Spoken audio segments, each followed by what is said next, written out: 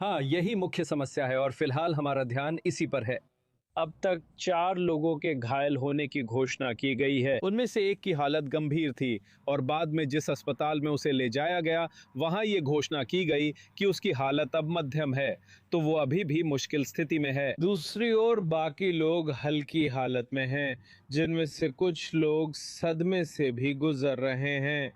तो ये वर्तमान स्थिति है, लेकिन अब तक अधिकारी होम फ्रंट कमांड कह रहे हैं कि अभी भी 4 और लोग लापता हैं। उनकी हालत जाहिर है अब तक पता नहीं चल पाई है।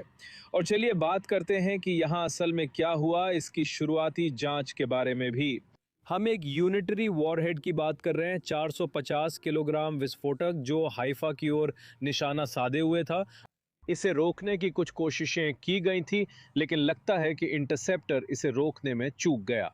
तो वो वॉरहेड उस रिहायशी इमारत पर गिरा, खासतौर पर उसकी पहली 2 मंजिलों पर, लेकिन वो फटा नहीं। इससे नुकसान की वजह तो समझ में आती है, लेकिन पूरी इमारत का तबाह होना नहीं, जैसा कि हमने पहले देखा है जब वॉरहेड में 450 किलोग्राम विस्फोटक होता है। तो फिलहाल इससे स्थिति स्पष्ट होती है। और आकलन ये है कि जिन 4 लापता लोगों की हम यहाँ बात कर रहे हैं, वे उस इमारत के भूमिगत शेल्टर में नहीं थे। आइए सुनते हैं कि मौके पर मौजूद पुलिस कमिश्नर ने इस स्थिति के बारे में क्या कहा।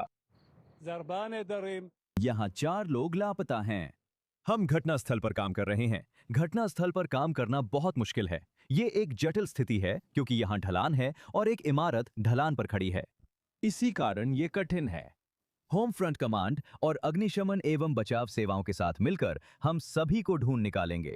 मिसाइल के बारे में यह संभव है कि ये मिसाइल फटी नहीं है और इसी कारण हमने रिहायशी इलाके की कई इमारतों को खाली करा लिया है, ताकि खुदा न खास्ता अगर ये मिसाइल फटती है तो किसी को कोई नुकसान ना हो।